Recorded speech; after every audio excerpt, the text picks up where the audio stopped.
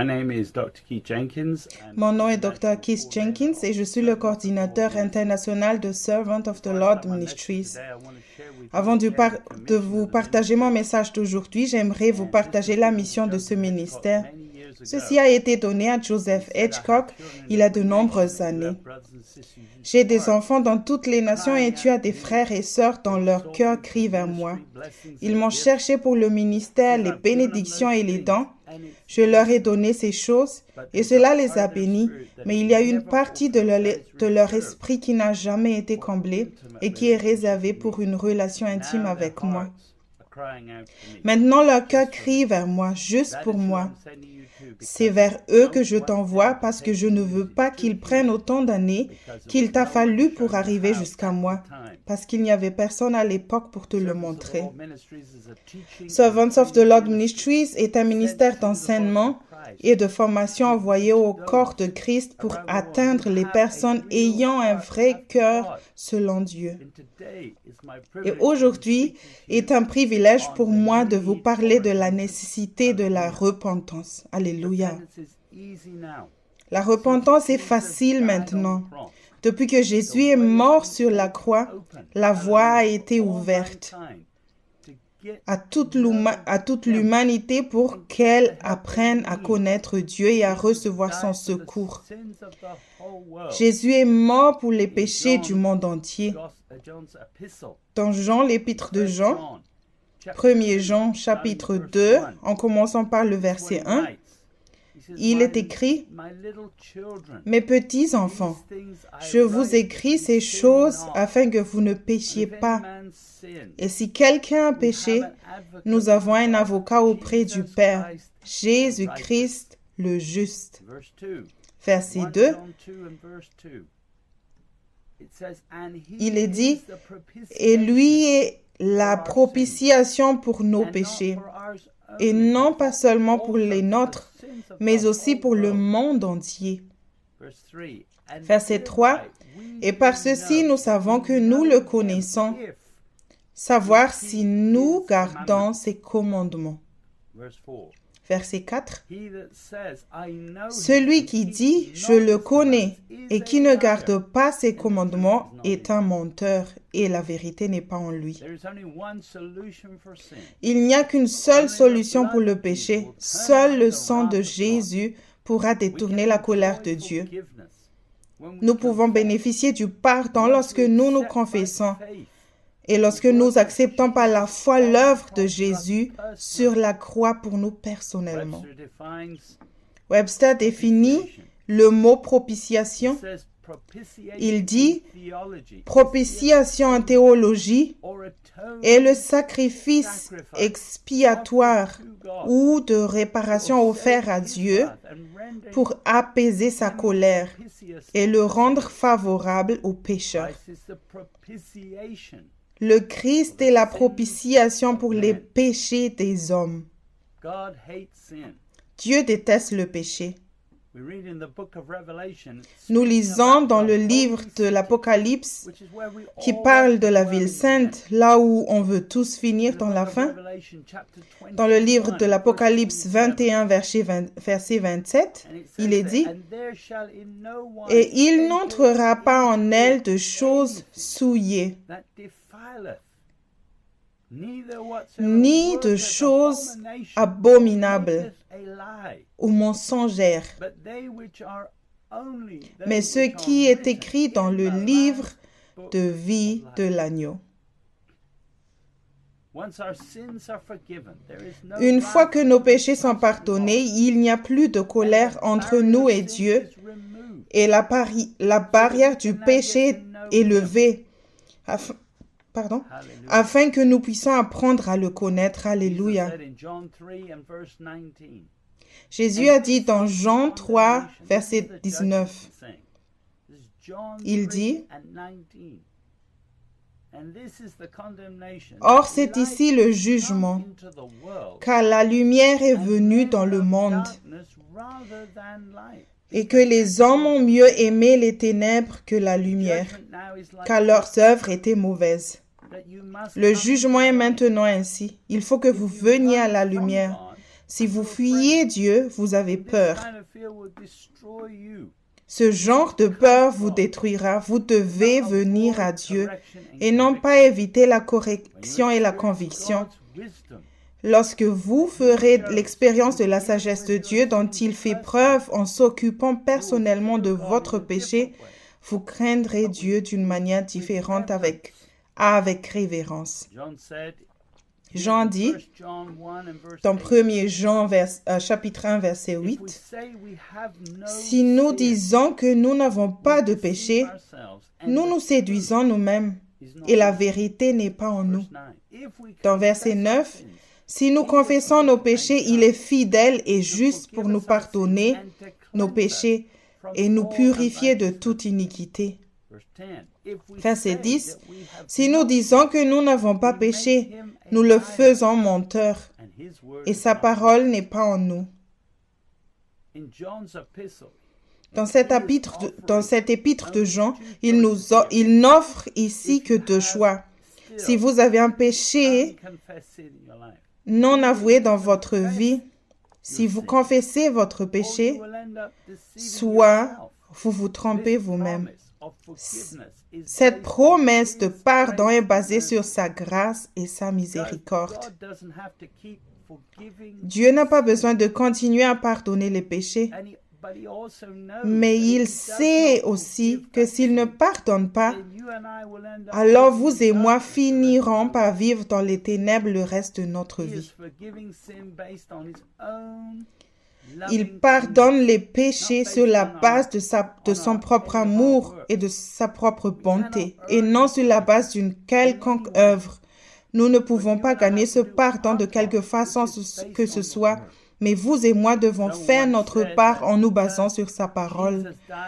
Quelqu'un a dit un jour que parce que Jésus est mort sur la croix et a pris sur lui tous les péchés de l'humanité, passé, présent et futur, nous n'avons plus besoin de confesser nos péchés. Mais c'est un mensonge et contraire à l'Écriture. Paul a dit dans Éphésiens chapitre 2, en commençant par le verset 8, et je lis jusqu'au verset 9, « Car c'est par la grâce que vous êtes sauvés, par le moyen de la foi, et cela ne vient pas de vous, c'est le don de Dieu. » Verset 9, « Ce n'est point par l'œuvre afin que personne ne se glorifie. Parce que je suis sauvé par la grâce, par la foi, j'ai besoin de confesser mes péchés comme il me l'a dit dans l'épître de Jean pour obtenir le pardon. Si je ne confesse pas mes péchés, alors ma foi n'est pas dans sa parole et donc je ne serai pas pardonné. Lorsque vous faites quelque chose en obéissance à la parole de Dieu, cela montre l'humanité et la simple confiance en sa parole et ses instructions. Vous n'inventez pas vos règles. Leonard Ravenhill a déclaré ceci. N'adaptez jamais la parole de Dieu à votre doctrine. Ajustez plutôt votre doctrine pour qu'elle corresponde à la parole de Dieu. Jacques dit dans le chapitre 2, verset 20, « Mais veux-tu savoir, ô homme vain, que la foi sans les œuvres est morte? Ne soyez pas vaniteux, il suffit de suivre les instructions pour activer la promesse. Ne pas faire ce qu'on vous dit mène à une foi morte. » Jacques 2, 26 dit, « Car comme le corps sans esprit est mort, ainsi aussi la foi sans les œuvres est morte. » Vous avez la foi, mais elle n'est pas active et vivante si vous croyez plutôt à un mensonge. Dieu n'a pas de contrat avec nous pour toujours pardonner nos péchés. En fait, un temps arrive bientôt où la grâce s'épuise. Le jour de non-repentance arrive bientôt. Il viendra d'abord à l'Église, et ceux qui ne sont pas prêts dans l'Église seront laissés derrière. Jésus dit dans Matthieu, chapitre 7, versets 22 et 23, Plusieurs me diront ce jour-là, « Seigneur, Seigneur, n'avons-nous pas prophétisé en ton nom? Et n'avons-nous pas chassé des démons en ton nom? Et n'avons-nous pas fait beaucoup de miracles en ton nom? » Verset 23. Et alors je leur déclarerai, « Je ne vous ai jamais connu. Retirez-vous de moi, vous qui pratiquez l'iniquité. » L'iniquité est définie comme le fait de s'écarter de la vérité. Les gens veulent trouver des excuses. Jésus a donné cette parabole du semeur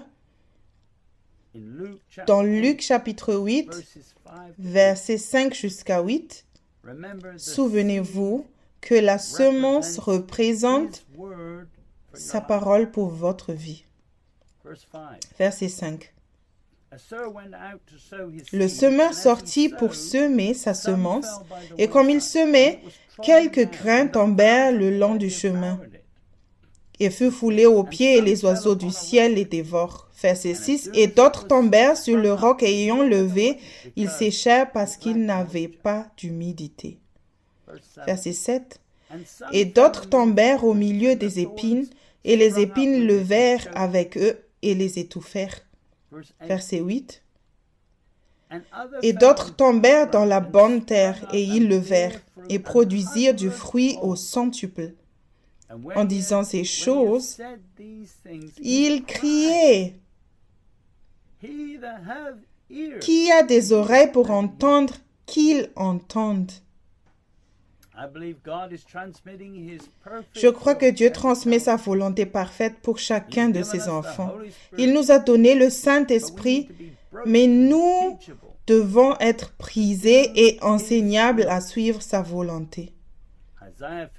Ésaïe 55, de 10 jusqu'à 11, c'est ici comme sa parole change notre vie.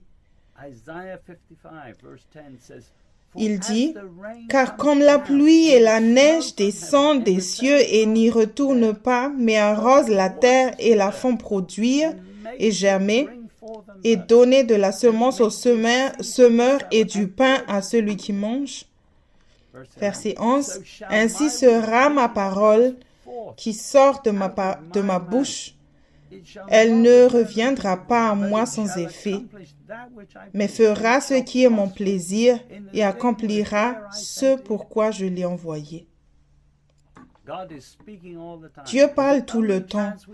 La seule chance que nous avons de trouver cette nouvelle vie en Jésus est d'avoir des oreilles pour entendre. Et Dieu nous accordera la repentance.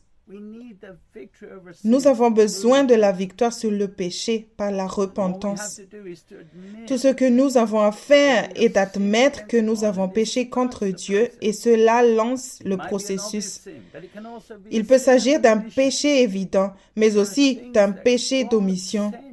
Il y a une raison pour laquelle Dieu vous a envoyé sur cette terre.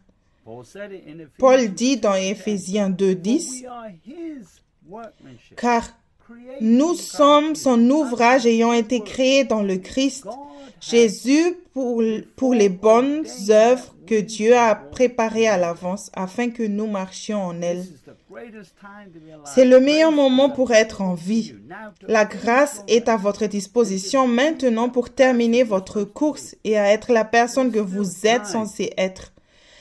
Il est encore temps. Soyez glorieux pour Dieu en vous soumettant simplement au Seigneur.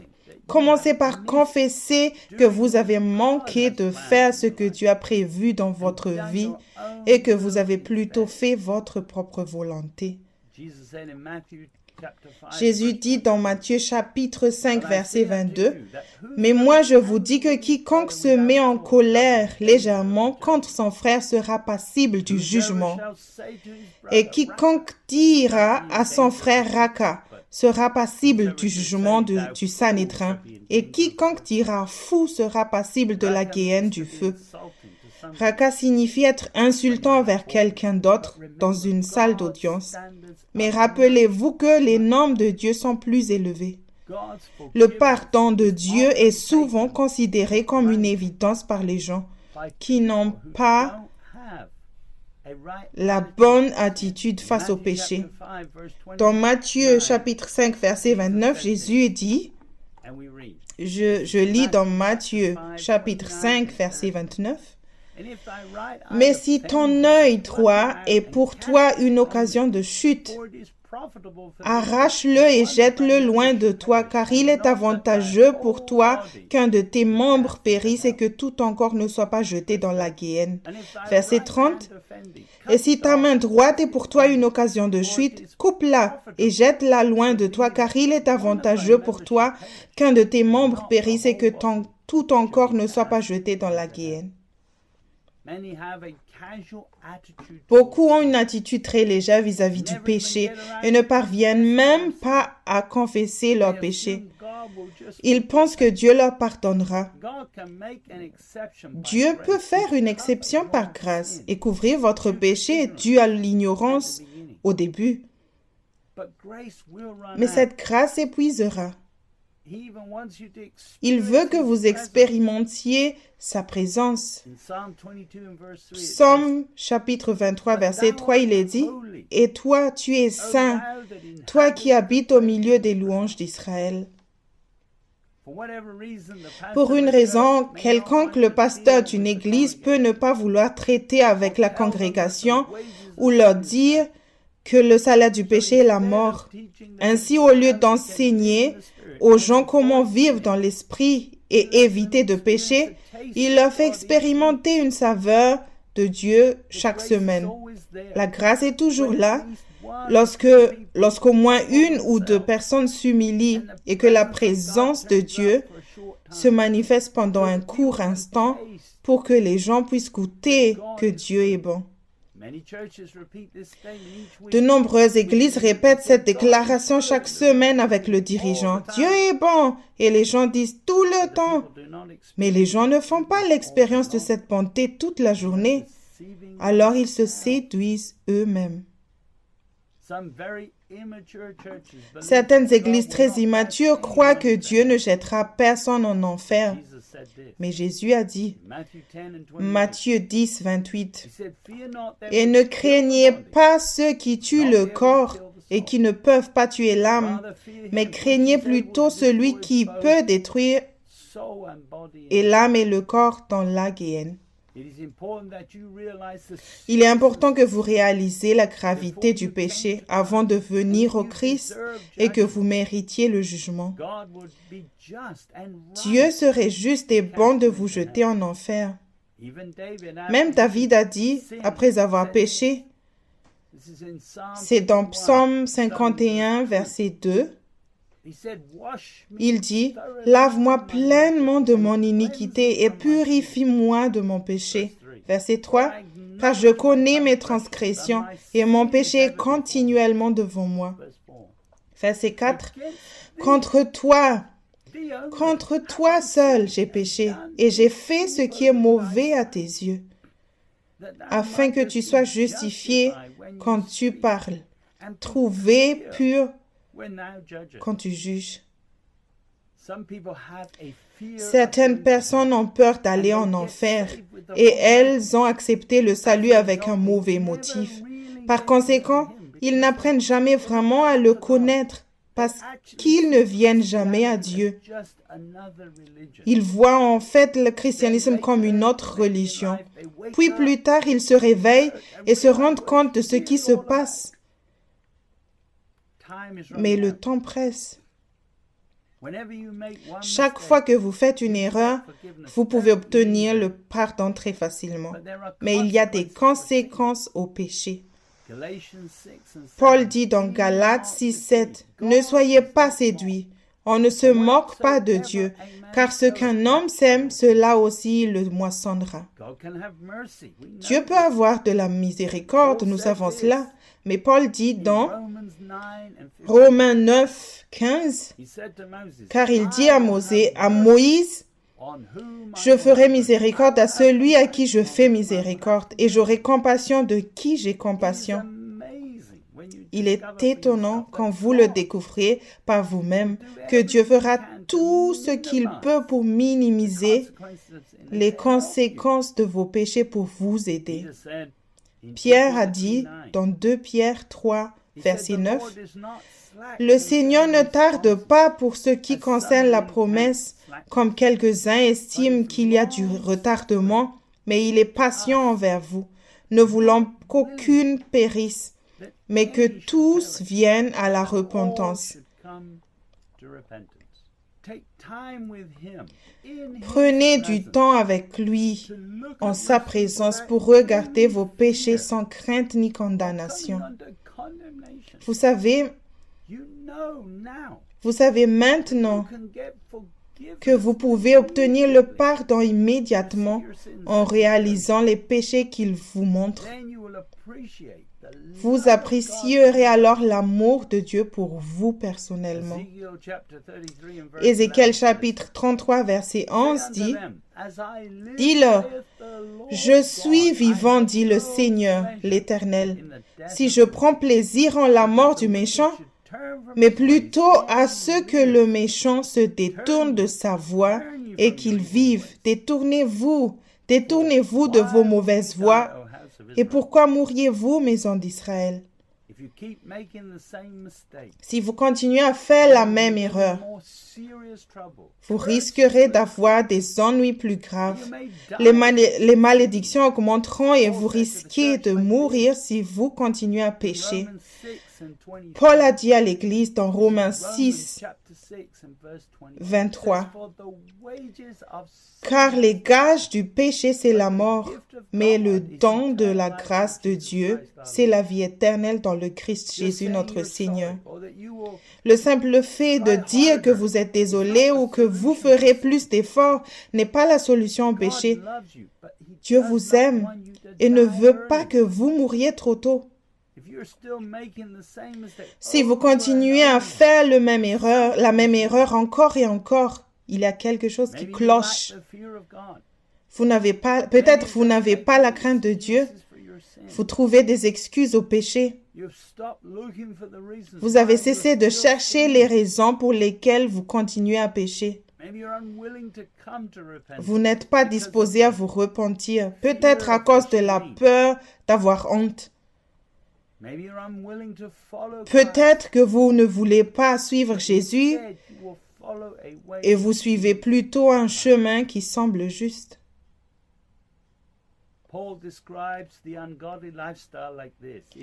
Paul décrit la vie sans Dieu comme ceci.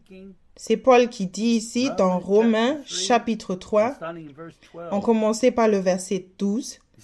Il dit, « Ils se sont tous détournés, ils se sont tous ensemble rendus inutiles. Il n'y en a aucun qui exerce la bonté, il n'y en a même pas un seul. C'est un sépulcre ouvert que leur gosier. Ils ont frauduleusement usé de leur langue. Il y a de venin d'aspic sous leurs lèvres. Et leur bouche est pleine de malédiction et d'amertume. Leurs pieds sont rapides pour verser le sang. La destruction et la misère sont dans leur voie, et ils n'ont point connu la voie de la paix. » Verset 18, « Il n'y a point de crainte de Dieu devant leurs yeux. » Si vous luttez contre le péché, alors humiliez-vous. Dans Luc chapitre 18, en commençant par le verset 9, et Jésus dit cette parabole à ceux qui se confiaient en eux-mêmes comme s'ils étaient justes et qui tenaient le reste des hommes pour rien. C'est dans Luc 18, 9. Deux hommes montèrent au temple pour prier, l'un pharisien et l'autre publicain. Le pharisien, se tenant à l'écart, priait en lui-même en ces termes: « Ô Dieu, je te rends grâce de ce que je ne suis pas comme le reste des hommes, qui sont ravisseurs, injustes, adultères, ou même comme ce publicain. Je jeûne 2 fois la semaine, je donne la dîme de tout ce que je possède. » Verset 13. Et le publicain, se tenant loin, ne voulait même pas lever les yeux vers le ciel, mais se frappait la poitrine, disant, il dit, « Ô Dieu, sois apaisé envers moi, pécheur. » Verset 14. Je vous dis que celui-ci descendit en sa maison justifié plus tôt que l'autre, car quiconque s'élève sera abaissé, et quiconque qui s'abaisse sera élevé.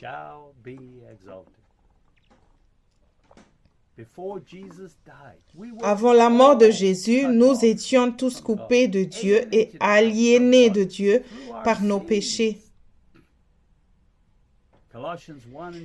Dans Colossiens 1, verset 20, il est dit, c'est Paul qui dit, Colossiens 1, je lis depuis le verset 20 jusqu'à 22, il dit, par lui, a réconcilié toutes choses avec elle-même, ayant fait la paix par le sang de sa croix par lui, soit les choses qui sont sur la terre, soit les choses qui sont dans les cieux. Verset 21. Et vous qui étiez autrefois étrangers, ennemis, quant à votre entendement dans les mauvaises œuvres, il vous a toutefois maintenant réconciliés. Verset 22. Le corps de sa chair par la mort pour vous présenter saint et irréprochable et irrépréhensible devant lui. Le but du pardon de Dieu est que nous puissions avoir accès à l'Esprit Saint, à la pensée de Dieu et obtenir l'aide dont nous avons besoin pour vivre une nouvelle vie. Dans Hébreux 4, 16, il est dit « Approchons-nous donc avec confiance du trône de la grâce, afin que nous recevions miséricorde et que nous trouvions grâce pour avoir du secours au bon moment. » La grâce et la miséricorde pour la repentance nous donneront à toute une chance d'avoir une nouvelle vie basée sur le fait de garder ses commandements et de sa parole. Paul dit dans Galates 6, verset 8,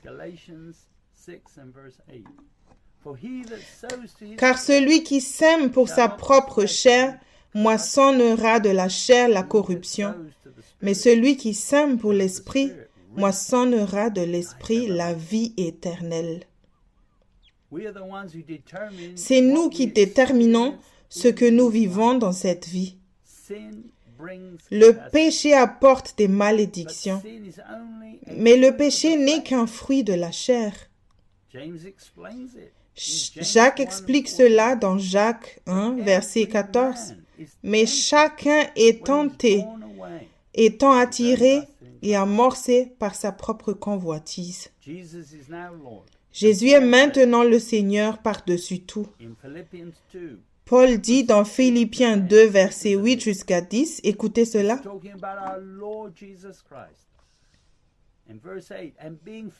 Étant trouvé en figure comme un homme, il s'est abaissé lui-même, étant devenu obéissant jusqu'à la mort et à la mort de la croix. Verset 9. C'est pourquoi aussi Dieu l'a haut élevé et lui a donné un nom au-dessus de tout nom. Dans verset 10, afin qu'au nom de Jésus se ploie tout genou, des êtres célestes et terrestres et infernaux. Ainsi, quiconque n'écoute pas sa voix et ne fait pas ce qu'il dit va périr ou subir une perte.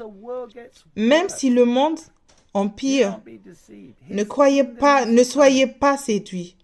Son royaume arrive. L'Ancien Testament déclare dans Ésaïe 9, verset 7, il parle du royaume de Jésus.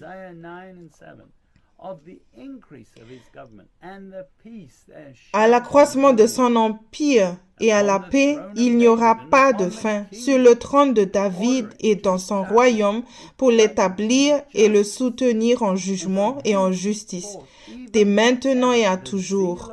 La jalousie de l'Éternel des armées fera cela. La terre appartient à Jésus. Paul dit ceci dans 1 Corinthiens 10, verset 26, « Car la terre est au Seigneur et tout ce qu'elle contient. » Paul a également prêché dans le Nouveau Testament comme suit, dans 2 Corinthiens 4, verset 5, Il dit, « Car nous ne nous prêchons pas nous-mêmes, mais nous prêchons le Christ Jésus comme Seigneur et nous-mêmes comme vos esclaves pour l'amour de Jésus. » La seule façon de demeurer en lui est de lui faire Seigneur. En l'acceptant comme Seigneur, vous pouvez apprendre à le connaître et à marcher comme il l'a fait avec Dieu le Père quand il était sur la terre. Le christianisme n'est pas juste une autre religion, mais c'est aussi une relation vivante avec Dieu. Jésus dit dans Jean 17:3, « Et c'est ici la vie éternelle, qu'ils te connaissent seul, vrai Dieu, et celui que tu as envoyé, Jésus-Christ. » La vie éternelle ne consiste pas seulement à vivre éternellement ou à naître de nouveau. Vous pouvez maintenant apprendre à connaître Dieu en entendant sa voix et en vivant dans sa présence. Nous n'avons aucune possibilité de connaître Dieu personnellement sans son amour et le pardon des péchés. L'amour de Dieu est disponible pour tout le monde maintenant. On lit cela dans Jean 3, verset 16. Jésus dit, « Dieu a tant aimé le monde qu'il a donné son Fils unique, afin que quiconque croit en lui ne périsse pas, mais qu'il ait la vie éternelle. » Verset 17, « Car Dieu n'a pas envoyé son Fils dans le monde afin qu'il jugeât le monde, mais afin que le monde fût sauvé par lui. » Verset 18, « Celui qui croit en lui n'est pas jugé, mais celui qui ne croit pas est déjà jugé, parce qu'il n'a pas cru au nom du Fils unique de Dieu. » Dans la Bible amplifiée, Jean 3, 16 dit, « Car Dieu a tellement aimé et chéri le monde qu'il a même abandonné son Fils unique, afin que quiconque croit en lui, se confie, s'accroche et s'appuie sur lui, ne périsse pas, se détruit, se perd, mais ait la vie éternelle. » Jean 3, 16 dit qu'il a beaucoup chéri ou aimé le monde. Cela vous inclut personnellement. Et c'est pourquoi Jésus est mort pour vous. Dieu dit qu'il a abandonné son Fils unique pour vous. Son amour est merveilleux. Vous devriez maintenant vous accrocher à lui, car vous savez que vous êtes coupable d'avoir utilisé votre pensée et votre sagesse terrestre. Au moment du salut, vous auriez dû voir les conséquences du péché et savoir que vous vous séduisez vous-même. Les multiples mensonges que vous croyez et suivez dans votre cœur sont venus parce que vous avez cru et écouté votre propre sagesse et que vous avez écouté vous-même. Paul a dit dans 2 Thessaloniciens 2, 10, « Et avec toutes les séductions de l'iniquité, pour ceux qui périssent parce qu'ils n'ont pas reçu l'amour de la vérité pour être sauvés. » Dans l'évangile de Jean, il est dit, Jean chapitre 1, verset 17, « Car la loi a été donnée par Moïse, la grâce et la vérité vinrent par Jésus-Christ. » Dans le cadre de votre repentance, vous allez changer, acquérir la sagesse divine et apprendre de lui. Jésus a dit, Matthieu 11, 28, 29 et 30, écoutez à cette parole. Jésus vous parle maintenant. Venez à moi, vous tous qui êtes fatigués et qui êtes chargés, et moi je vous donnerai du repos. Prenez mon joug sur vous et apprenez de moi, car je suis débonnaire et humble de cœur, et vous trouverez le repos de vos âmes. Verset 30. Car mon joug est aisé, et facile et léger, et mon fardeau est léger. You have to be yoked to him. Vous devez être mis sous son joug. When you resist, Ce n'est que dans le cas où vous résistez à sa direction que vous serez blessé. otherwise the yoke is easy. Sinon, le joug est facile et le fardeau est léger quand il est Seigneur. Do not let the wisdom of Ne man laisse pas la hinder sagesse de you. l'homme t'entraver. Paul said in 1 Corinthians Paul dit dans chapter 1, 1 Corinthiens chapitre 1 verset 26, church, il dit ceci à l'Église: for ye see your calling, brethren, Car how considérez votre vocation, frères, qu'il n'y a pas beaucoup de sages selon la chair, pas beaucoup de puissants, pas beaucoup de nobles. natural wisdom La sagesse naturelle vous empêchera d'obtenir la sagesse dont vous avez vraiment besoin. Toujours Paul dit 1 Corinthians 3 and 8, dans 1 Corinthiens 3, 18 que personne ne s'abuse soi-même. seems to be Si wise, quelqu'un parmi vous a l'air d'être sage dans ce siècle, qu'il devienne fou afin de devenir sage. you cannot start this new life listening Vous again ne to pouvez pas wisdom. commencer cette nouvelle vie en écoutant à nouveau la sagesse de ce monde. You're gonna Vous allez être mis sous le joug de Jésus. Vous allez changer tout ce qu'il vous montre à partir de maintenant dans la foi. foolishness to the world. Cela paraît insensé au monde. We read about the fall of man in Nous Genesis lisons sur la chute de l'homme dans Genèse chapitre 3 verset 6. Dans le verset 6, nous lisons comment le péché est entré dans le monde. C'est Genèse 3, 6. and when the woman saw that the Et la femme vit que l'arbre était bon à manger et qu'il était un plaisir pour les yeux et que l'arbre était désirable pour rendre intelligent. of the fruit Et elle prit de son fruit et en mangea. also unto her husband, Et elle en a donné à son mari pour qu'il en mangeât avec elle.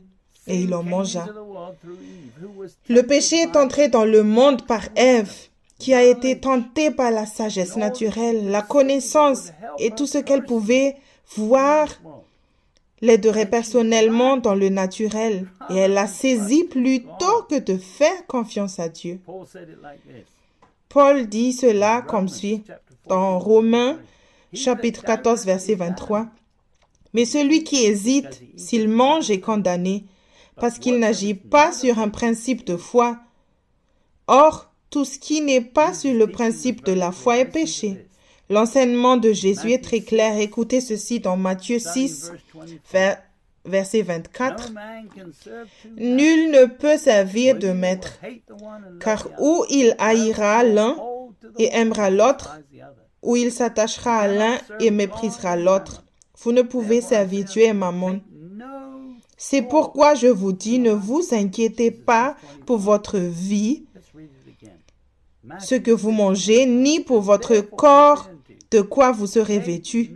La vie n'est-elle pas plus que la nourriture et le corps plus que les vêtements? What you shall drink, nor yet for your body what you shall put on. Is not the life more than meat, and the body than raiment? Behold, in verse 26, behold, Dans verset the fowls 26, of the air, regardez les oiseaux du ciel. Ils ne sèment ni ne moissonnent, et ils n'amassent rien dans leur grenier. Et votre Père céleste les nourrit. Ne valez-vous pas beaucoup plus que... Verse 27. Verset Which of 27. you, by taking, Qui de vous, par ses inquiétudes, add one cubit unto his peut ajouter une coudée à la durée de sa vie? 28. Verset 28. And why take ye thought for Et raiment? pourquoi vous inquiétez-vous Consider the lilies au of the sujet field, du how they vêtement? grow, and they toil Considérez comment croissent les not, lits neither do des they champs. spin. Ils ne travaillent ni ne filent. 29. Verset And 29. yet I say unto you, Cependant, that je even vous dis Solomon que in all même his Salomon, dans glory toute sa was not gloire, arrayed like n'était one pas of these. vêtu comme l'un d'eux. Verse 30.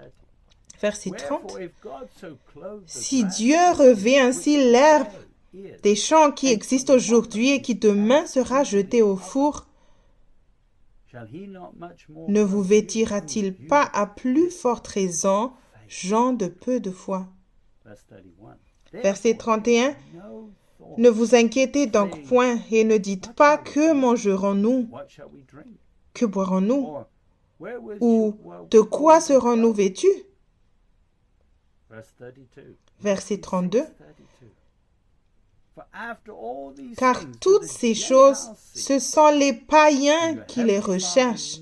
Votre Père céleste sait que vous en avez besoin.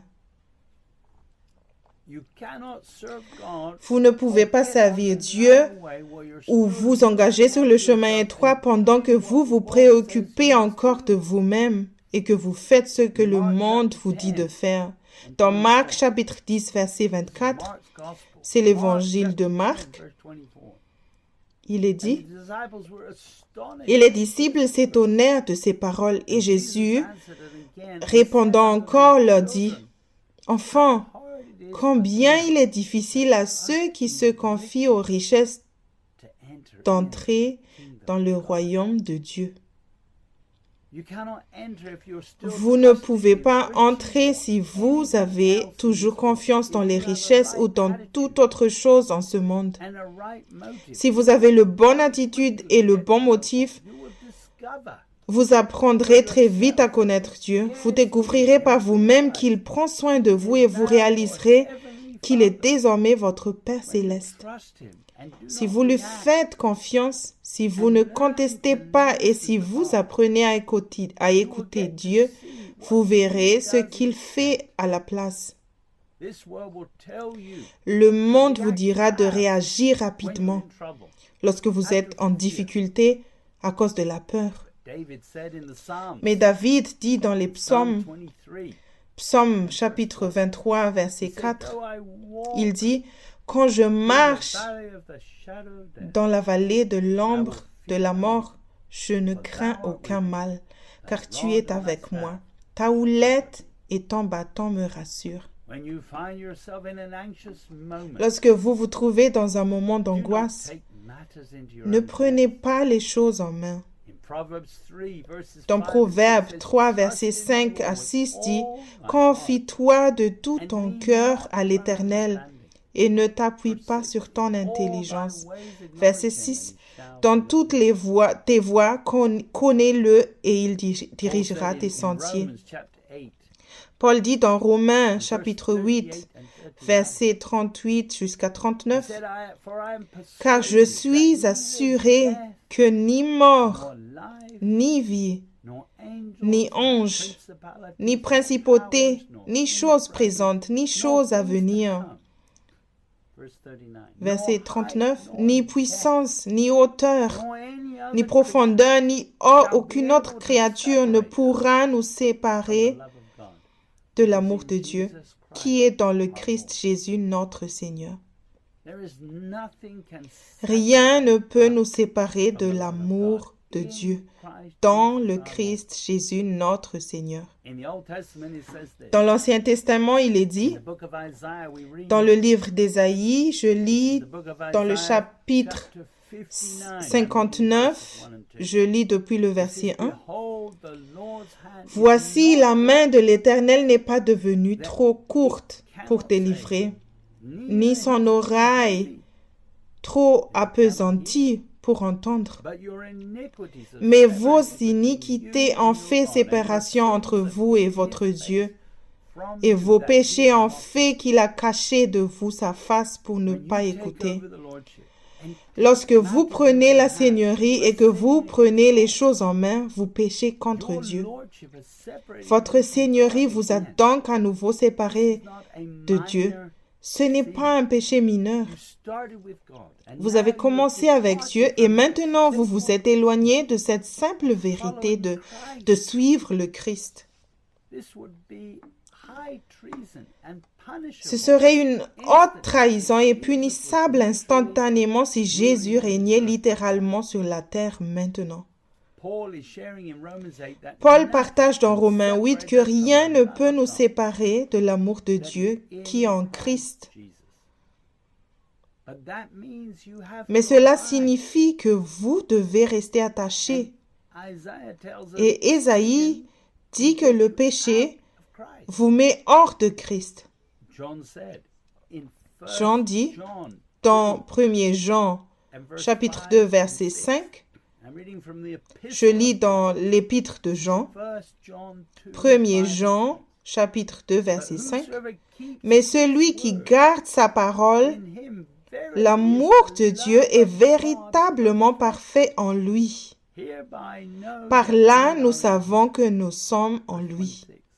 Verset 6.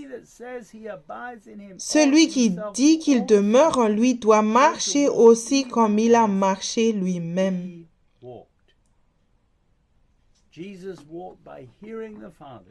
Jésus a marché en écoutant le Père et n'a rien fait sans avoir d'abord reçu des directives de Dieu.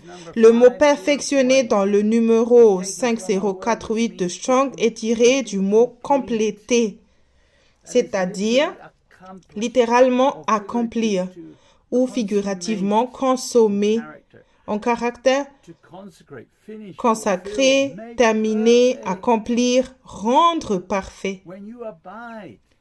Lorsque vous demeurez, l'amour de Dieu peut être perfectionné en vous et vous apprendrez à le connaître et à lui faire confiance.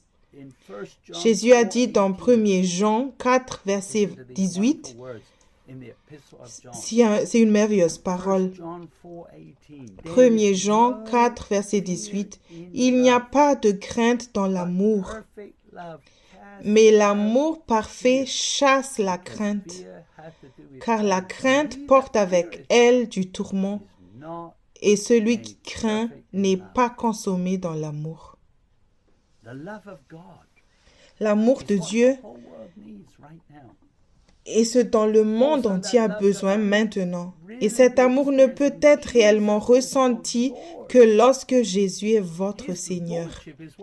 Sa Seigneurie est ce qui vous maintient en sa présence. Vous aurez aussi tout le fruit de l'Esprit qui vient quand vous demeurez attachés. Paul dit dans Galates 5, 22 jusqu'à 23, il dit, « Mais le fruit de l'Esprit est l'amour, la joie, la paix, la longanimité, la bienveillance, la bonté. » Verset 23, « La fidélité, la douceur, la tempérance. Contre de telles choses, il n'y a pas de loi. Lorsque vous faites quoi que ce soit avec son amour, vous devenez purs. » Jésus a dit dans Matthieu 5, 8, « Heureux ceux qui ont le cœur pur, car ils verront Dieu. » Vous commencerez à voir Dieu à l'œuvre dans votre vie. C'est comme une aventure, comme Paul dit dans Romains 8, verset 28. Il dit, « Nous savons du reste que toute chose concourt au bien de ceux qui aiment Dieu, de ceux qui sont appelés selon son dessein. » Le péché peut vous séparer de la présence de Dieu. Lorsque vous êtes séparés de Dieu, vous ne ferez pas l'expérience de l'amour que Paul a décrit ici dans Romains 8. C'est alors que certaines personnes abandonnent et vont même jusqu'à juger Dieu ou à perdre la foi en Dieu. Mais ils ne cherchaient pas Dieu avec un cœur pur. Ils sont venus à Jésus pour les bienfaits du salut et non pour une relation vivante avec Christ. Jésus a enseigné ceci dans Matthieu 7, verset 13. « Entrez par la porte étroite, car large est la porte et spacieux le chemin qui mène à la perdition. Et nombreux sont ceux qui entrent par elle. » Verset 14. « Car étroite est la porte et resserré le chemin qui mène à la vie, et peu nombreux sont ceux qui le trouvent. » L'entrée du chemin étroit n'est pas cachée, mais les gens pensent qu'il est normal de prendre ses propres décisions. Mais ce n'est que sur le chemin étroit que vous pouvez faire l'expérience de l'incroyable amour de Dieu. Cependant, vous devez le mettre en premier. Vous devez vous renoncer à vous-même et prendre votre croix. Jésus dit dans Matthieu 16, verset 24, c'est dans l'Évangile, Matthieu 16, verset 24. Alors Jésus dit à ses disciples, « Si quelqu'un veut venir après moi, qu'il se renonce soi-même et qu'il prenne sa croix et me suive. » Le diable a contaminé l'esprit des hommes pour qu'ils croient que Dieu est le problème. La liberté et la vie ne sont pas possibles lorsque vous restez maître de votre vie et que vous faites ce que vous voulez quand vous voulez. Jésus a donné cette parabole dans Luc 15. C'est un message puissant. Dans le verset 11, il dit encore, « Un homme avait 2 fils. » Verset 12, le plus jeune dit à son père, « Mon père, donne-moi la part de bien qui doit me revenir. » Et le père leur partagea son bien. Verset 13, peu de jours après, le plus jeune, ayant tout ramassé, partit pour un pays éloigné, où il dissipa son bien en vivant dans la débauche. Verset 14, lorsqu'il eut tout dépensé, une grande famine survint dans ce pays, et il commença à se trouver dans le besoin. Verset 15, il alla se mettre au service d'un des habitants du pays, qui l'envoya dans ses champs garder les pourceaux. Verset 16, il aurait bien voulu se rassasier des carouges que mangeaient les pourceaux, mais personne ne lui en donnait. Verset 17, étant rentré en lui-même, il se dit, « Combien de mercenaires chez mon père ont du pain en abondance, et moi, ici, je meurs de faim. » Verset 18, « Je me lèverai, j'irai vers mon père, et je lui dirai, « Mon père, j'ai péché contre le ciel et contre toi. » Verset 19, « Je ne suis plus digne d'être appelé ton fils. Traite-moi comme l'un de tes mercenaires. » Verset 20, « Et il se leva et alla vers son père. Comme il était encore loin, son père le vit et fut ému de compassion. Il courut se jeter à son cou et le baisa. » Verset 21, le fils lui dit, « Mon père, j'ai péché contre le ciel et contre toi. Je ne suis plus digne d'être appelé ton fils. » Mais le père dit à ses serviteurs, « Apportez vite la plus belle robe et l'en revêtez. Mettez-lui un anneau au doigt et des souliers aux pieds. Amenez le veau gras et tuez-le. Mangeons et réjouissons-nous. »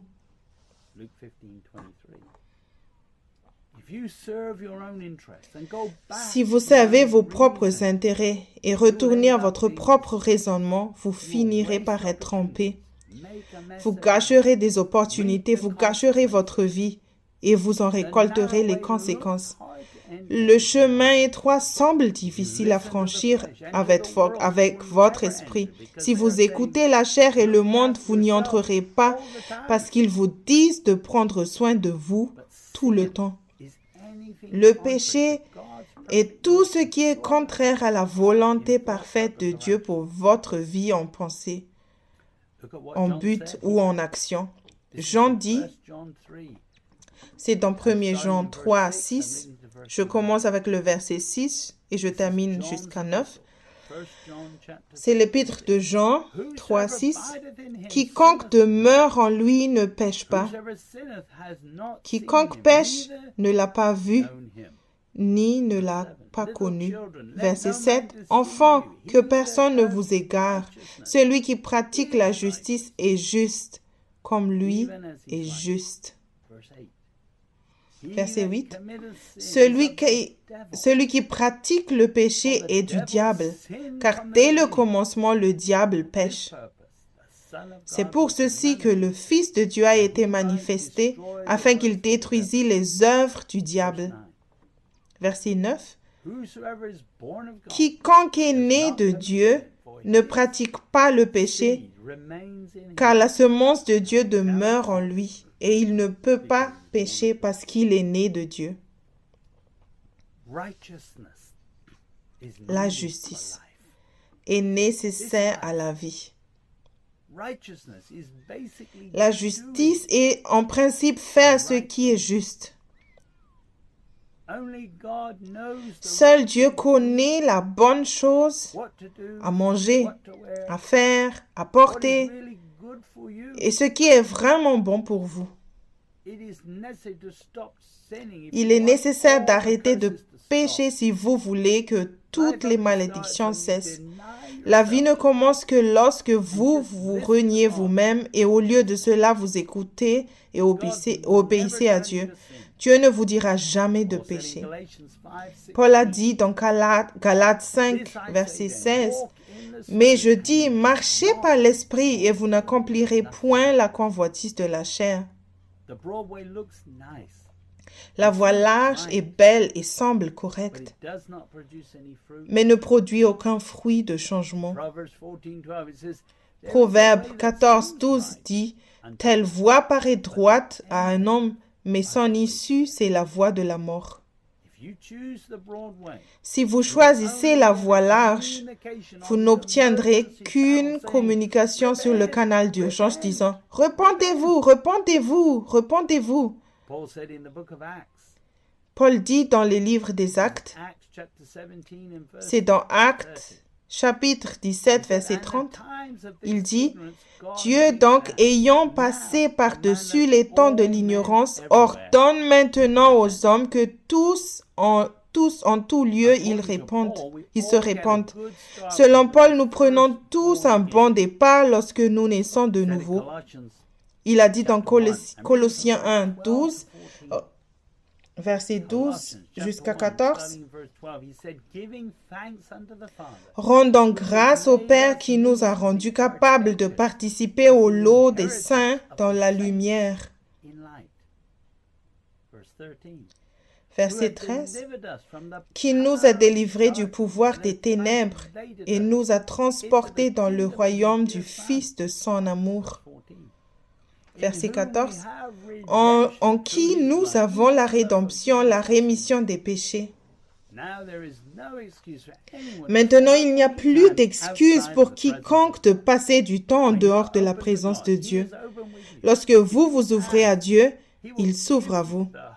Si vous le demandez, il vous donnera même le Saint-Esprit. Mais souvenez-vous que c'est lui qui va diriger votre vie en Jésus-Christ. Alléluia. Jésus a dit dans Luc 11, verset 13, « Si donc vous qui êtes méchants, vous savez donner à vos enfants des bonnes choses, combien plus le Père qui est du ciel donnera-t-il l'Esprit Saint à ceux qui le lui demandent? » Lorsque le Saint-Esprit vient en vous, il est le moyen par lequel vous entendrez la voix de Dieu quand vous naissez de nouveau. Décidez maintenant que vous allez arrêter de justifier vos décisions et vous fier au Saint-Esprit et faire sa volonté parfaite lorsque vous le recevrez. Matthieu 6, verset 33 dit, jusqu'au verset 34, « Mais cherchez premièrement le royaume de Dieu et sa justice, et toutes ces choses vous seront données par-dessus. » Verset 34, « Ne soyez donc pas en souci pour le lendemain, car le lendemain sera en souci de lui-même, à chaque jour suffit sa peine. »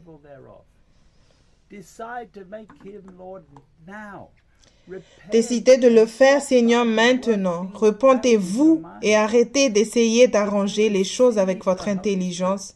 Si vous recevez le Saint-Esprit et que vous l'attristez ensuite, comment serez-vous sauvés, dit Paul dans Éphésiens 4, verset 30. Écoutez cela. « Et n'attristez pas le Saint-Esprit de Dieu, par lequel vous avez été scellés pour le jour de la rédemption. » La repentance est le premier message. Ne résistons pas au Saint-Esprit. Nous lisons dans le livre des Actes ce que Étienne a dit sur les Juifs. Dans Actes 7, verset 51, « Gens de colroïdes et incirconcis de cœur et d'oreille, vous résistez toujours à l'Esprit Saint comme vos pères vous aussi. God granted repentance to the Jews. Dieu a accordé la repentance aux Juifs. Il est dit à propos de Jésus. Dans Actes 5, verset 31, nous lisons « Dieu l'a élevé par sa droite comme prince et sauveur pour donner à Israël la repentance et le pardon des péchés. » Les Juifs devaient se repentir. Ils étaient coupables d'avoir tué le Christ, le Messie, le Seigneur Jésus, leur Messie et tous les prophètes. Ils étaient tous aveugles sans la grâce. Les Juifs devaient se repentir. Ils étaient coupables d'avoir tué les prophètes aussi bien que le Christ, le Messie, le roi des rois. Ils étaient tous aveugles sans sa grâce. Même Paul, nous lisons dans le livre des Actes, chapitre 9, verset 4 jusqu'à 6, et étant tombé par terre, il entendit une voix qui lui disait « Saul, Saül, Saül, pourquoi me persécutes-tu » Il répondit « Qui es-tu, Seigneur ?» Et le Seigneur dit « Je suis Jésus que tu persécutes. Il te serait dur de regamber contre les aiguillons. »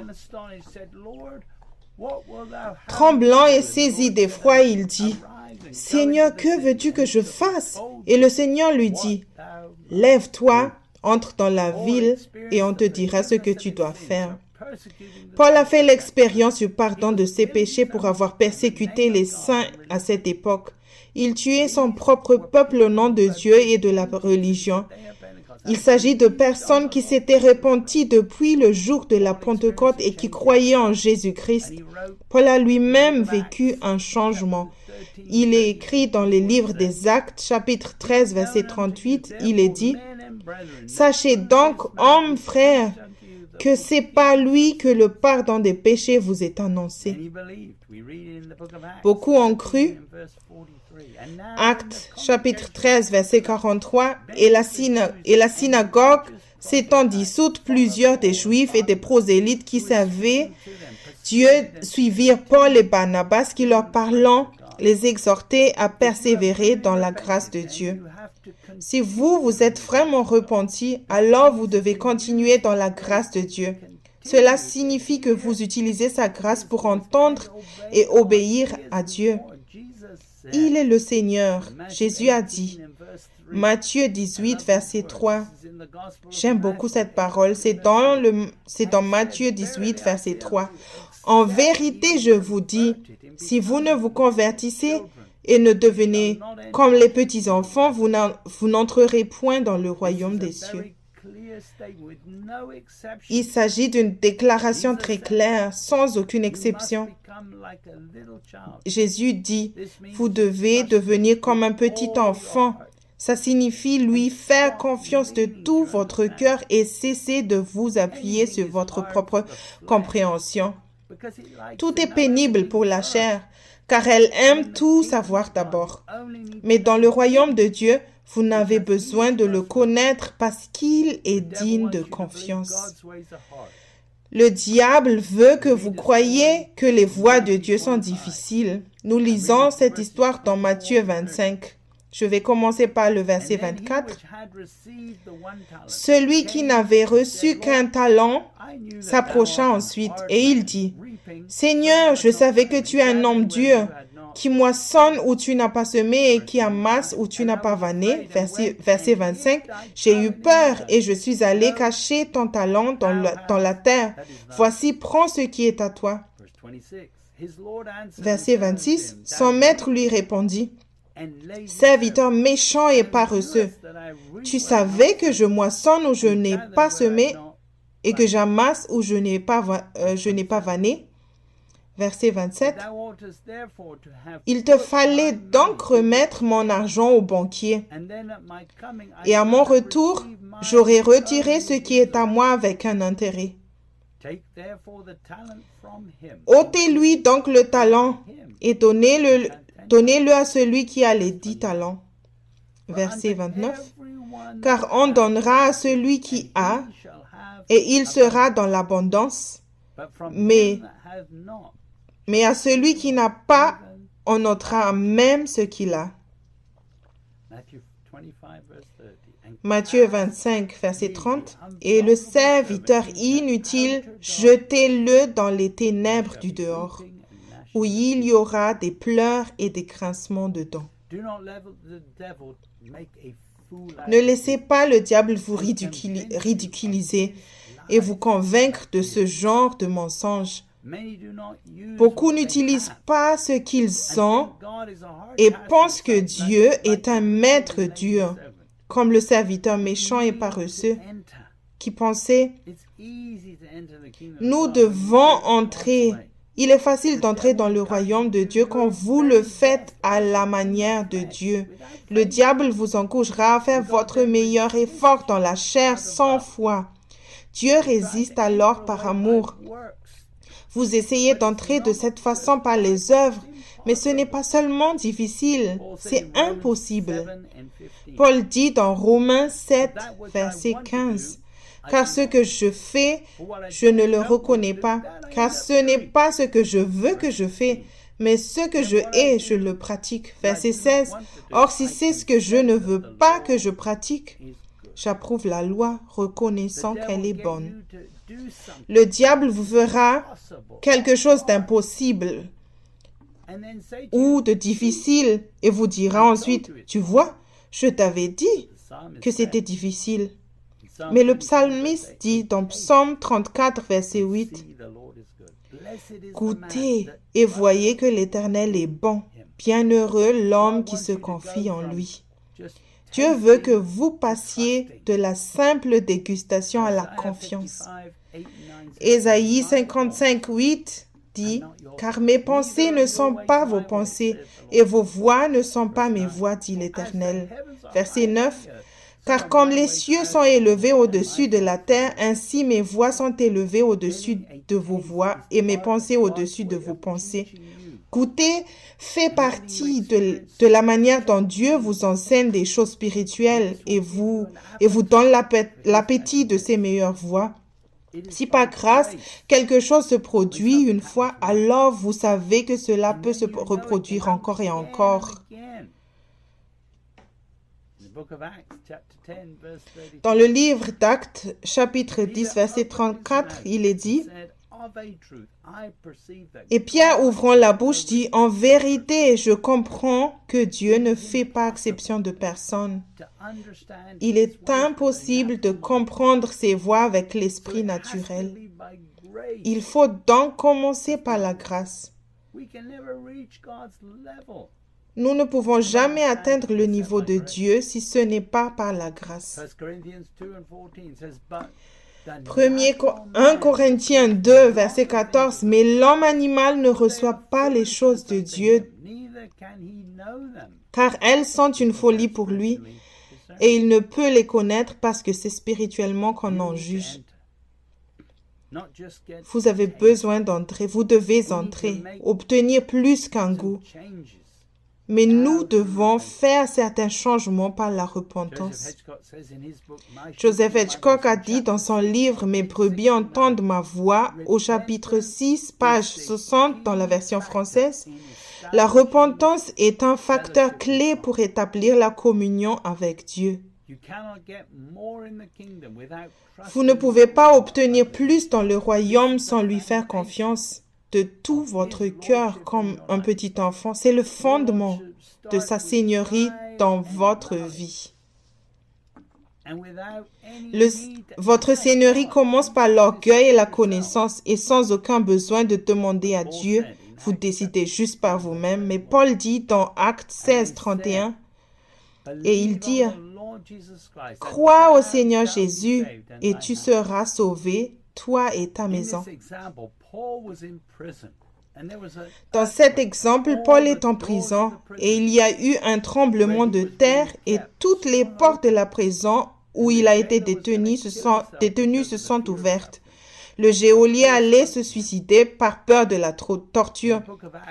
Mais Paul lui a parlé.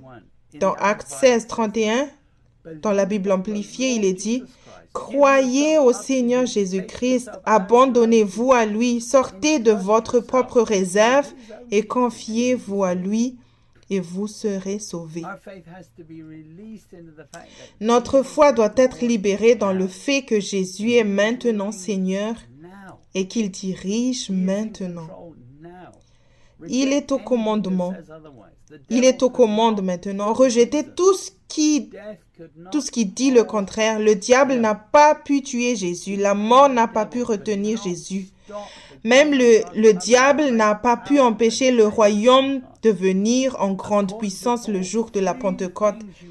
Selon Paul, vous devez faire 3 choses pour être sauvés. Numéro 1, rejetez votre propre seigneurie en vous abandonnant à lui. Numéro 2, cessez de vous préoccuper de vous-même et de vos propres intérêts. Numéro 3, mettez-vous à sa disposition et faites-lui confiance de tout votre cœur. Alléluia. Paul a déclaré dans Galates 5, 24, « Or, ceux qui sont du Christ ont crucifié la chair avec les passions et les convoitises. La repentance peut prendre du temps, mais il est possible de se débarrasser de la nature charnelle. Il nous a donné le temps de nous repentir de nos péchés et de montrer que nous avons changé nos habitudes. Avoir une bonne doctrine ou des explications bibliques précises et comprendre la prophétie ne vous sauvera pas. Seule une véritable repentance du péché vous justifiera. C'est ce que Jésus dit aux chefs religieux dans Matthieu 21, verset 31b. Jésus leur dit, « En vérité, je vous dis que les publicains et les prostituées vous devancent dans le royaume de Dieu. » Les scribes de la loi et les pharisiens n'avaient qu'une justice extérieure. Jésus a dit dans Matthieu 5, 20, il dit, « Car je vous le dis, si votre justice ne surpasse celle des scribes et des pharisiens, vous n'entrerez point dans le royaume des cieux. »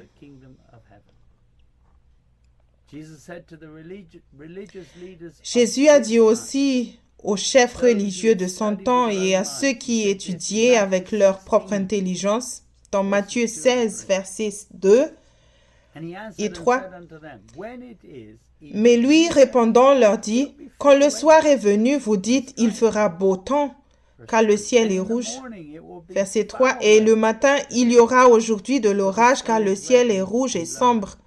Vous savez discerner l'apparence du ciel, et vous, hypocrites, vous ne pouvez pas discerner les signes des temps. »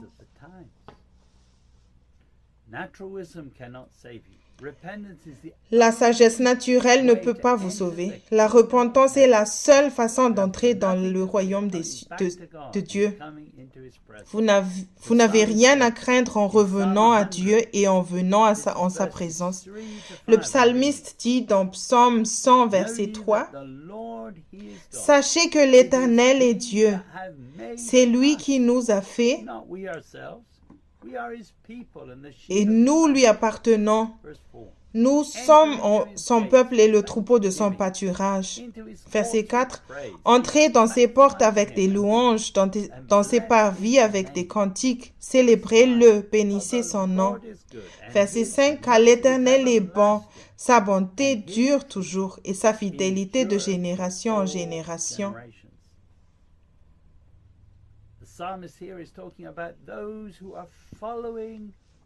Le psalmiste parle ici de ceux qui suivent le Seigneur et qui sont les brebis de son pâturage. Si vous avez fait de Jésus votre Seigneur, alors venir en sa présence est une joie. Vous ne vous cachez pas de Dieu. Vous aimez être en sa présence. Vous ne voulez pas que quelque chose se mette entre vous et votre Dieu. Dans le livre d'Ésaïe, chapitre 55, verset 6, Ésaïe 55, verset 6, « Cherchez l'Éternel tandis qu'on le trouve, invoquez-le pendant qu'il est proche. »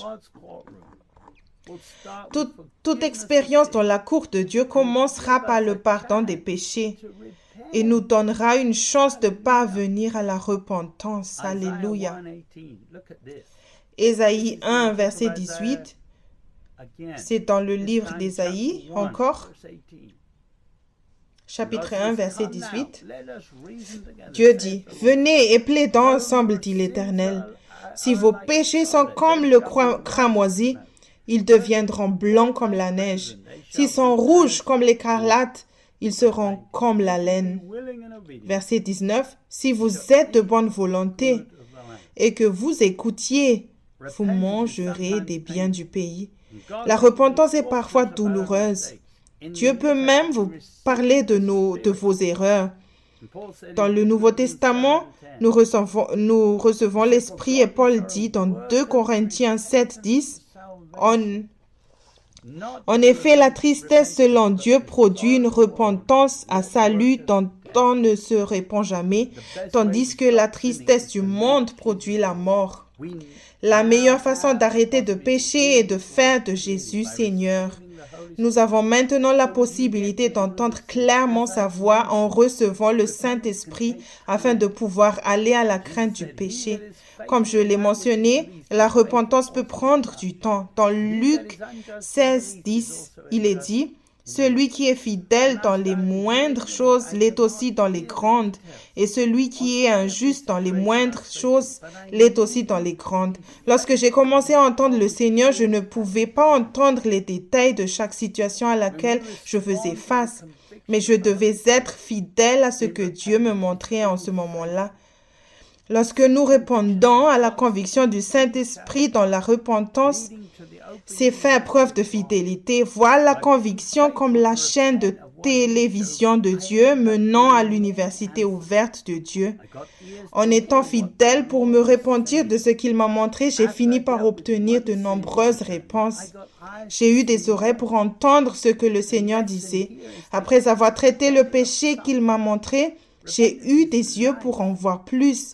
La leçon à retenir ici est de continuer à se repentir de nos péchés. La repentance, c'est la vie. Je crois que la repentance quotidienne est la meilleure.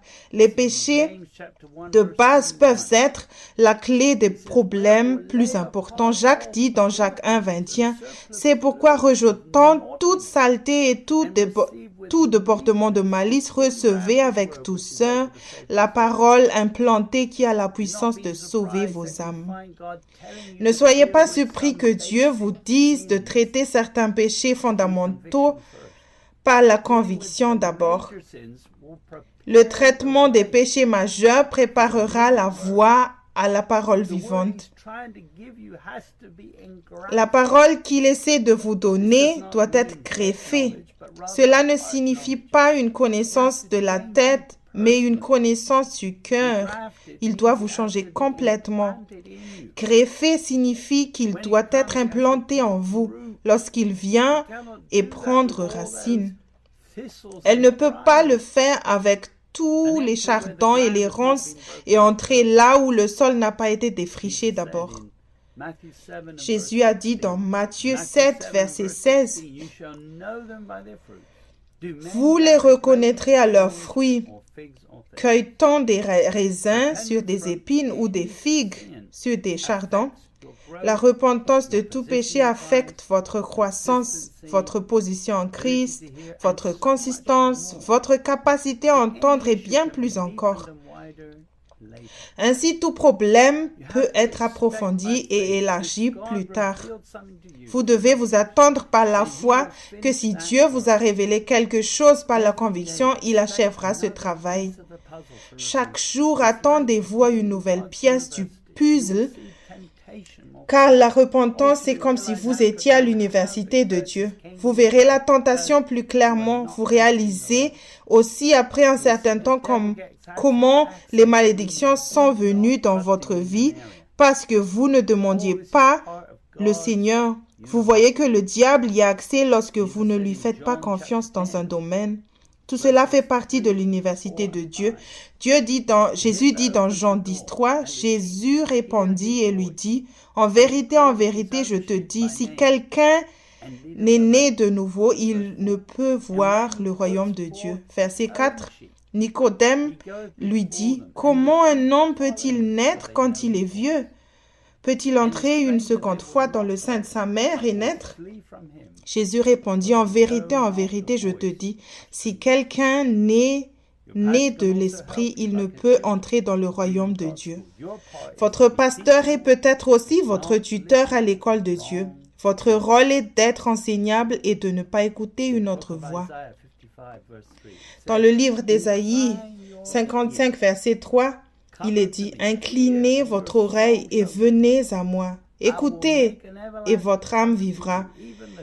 Et je ferai avec vous une alliance éternelle, les grâces assurées de David. » Encore, vous obtenez une alliance éternelle en venant à lui et en écoutant sa voix. Et pas seulement en naissant de nouveau. Vous faites un effort pour entendre. Vous avez toujours besoin du sang de Jésus pour les péchés qu'il révèle. Nous devons nous enthousiasmer pour la repentance.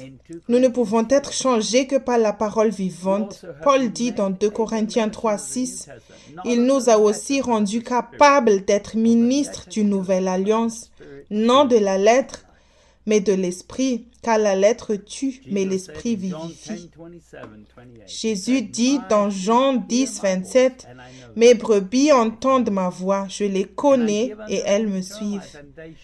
Et je leur donne la vie éternelle et elles ne périront jamais, et personne ne les ravira de ma main. »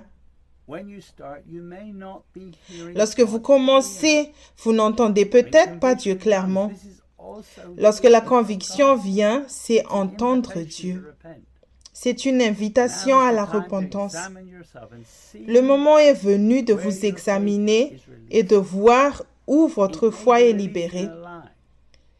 Elle peut être libérée dans un mensonge, alors libérez-vous par la repentance. Il est facile de faire confiance à Dieu comme un petit enfant quand vous n'avez pas la foi dans d'autres choses. Il est encore temps d'avoir toute votre foi en Dieu et de la purifier si vous lui permettez de vous corriger. N'ayez pas peur de sa correction. La correction et le châtiment du Seigneur sont essentiels pour que vous puissiez grandir. Hébreux 12, 11 dit, « Il est vrai que tout châtiment semble d'abord un sujet de tristesse et non de joie, mais il produit plus tard pour ceux qui ont été ainsi exercés un fruit paisible de justice. » Les voies de Dieu sont à votre portée. Ne vous comparez pas aux autres. Si vous avez un grand appel, attendez-vous à plus de défis et d'épreuves, mais aussi à plus de grâce. Jacques dit, dans Jacques 3, 17, « La sagesse d'en haut est premièrement pure, ensuite pacifique, modérée, conciliante, pleine de miséricorde et de bons fruits, exempte de duplicité et d'hypocrisie. » Si vous n'êtes pas sûr de faire vraiment la volonté de Dieu, priez et demandez-lui de fermer les portes qui doivent être fermées pour vous empêcher de faire votre propre volonté. Il est également fidèle pour vous arrêter et vous devez écouter sa correction. Cela vous aidera à le connaître et à voir que son amour et sa correction ne sont pas durs. Il voit la fin dès le début et prend toujours la bonne décision. Il est le Père céleste qui se soucie vraiment de vous. Si vous avez appris à garder votre pensée tranquille, vous entendrez sa voix chaque jour et il vous indiquera quoi faire. Lorsque vous entendez Dieu chaque jour, souvent par la grâce, vous pouvez alors dire qu'il est vraiment votre Père céleste. Il vous dirige comme un petit enfant. C'est ainsi que cela aurait dû être depuis le début. Si vous voulez entendre clairement sa voix, apprendre à connaître et à suivre Jésus, alors je peux vous recommander ce livre « Mes brebis entendent ma voix » de Joseph Hitchcock. Si vous voulez prendre un nouveau départ, faire de lui votre Seigneur et procéder à une repentance régulière, alors je vous conseille le livre « Wake Up, Time is Running Out », volume 1, Fondation spirituelle et maturité de Joseph Hitchcock. Un point important est d'établir un carnet de notes pour noter ce que Dieu vous montre et ensuite laisser le Seigneur parler dans ce domaine en cours des prochains jours. Nous ne pouvons en recevoir davantage quand nous repentons. Souvenez-vous que la repentance vous donne l'oreille pour entendre davantage. Dans le volume 1 de Wake Up, il vous est dit d'établir un carnet de travail avec l'aide du Saint-Esprit. J'avais quelqu'un comme Joseph Hitchcock pour m'aider et il me disait que c'est ce que je devais changer. Il me connaissait. Il est également important de rester proche de celui qui vous discipline. Vous pouvez toujours y trouver des réponses. Si vous voulez en savoir plus sur la façon dont le diable utilise les mensonges et si vous voulez plus d'informations sur les moyens qui paraissent justes, veuillez lire le livre The Guilty Prison de Joseph Hitchcock, l'édition révisée maintenant disponible en anglais. Laisse-moi prier pour ceux qui ont écouté ce message. Père Céleste, je te remercie pour chaque personne qui recherche la repentance.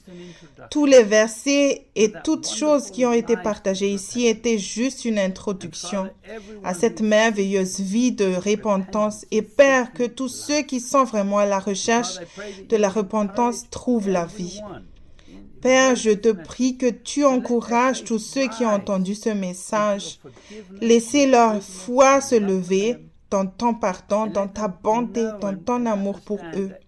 Et laisse-les connaître et comprendre que toi, personnellement, veux ce qui est de meilleur dans cette vie pour eux, mais aussi ce qui est de meilleur dans l'éternité. Seul toi peux prioriser, seul toi peux connaître la différence. Ainsi, Père, je les remets entre tes mains. Dans le merveilleux nom de notre Seigneur Jésus-Christ. Alléluia. Merci beaucoup d'avoir écouté. J'espère vous revoir encore. S'il vous plaît, entrez en contact avec le ministère. Vous trouvez nos contacts après ce vidéo. Que Dieu vous bénisse et passez une belle journée.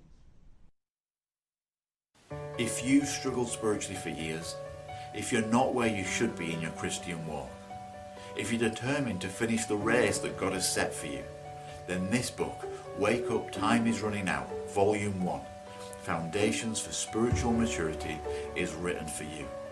This book by Joseph Hitchcock will give you details and instructions on how to identify hindrances in your life and how to overcome them. It will give you practical examples of how to get into God's presence and to stay there, and how to allow all things to pass away and things to become new. It will teach you how to be in your Father's arms and allow Him to discipline you and to encourage you and to bring you on and move you forward, to lay a right foundation that can be built on by Him later on. If you want to grow in your Father's arms, if you want your Father to teach you, if you want to grow spiritually, then this book is available from www.solm.org.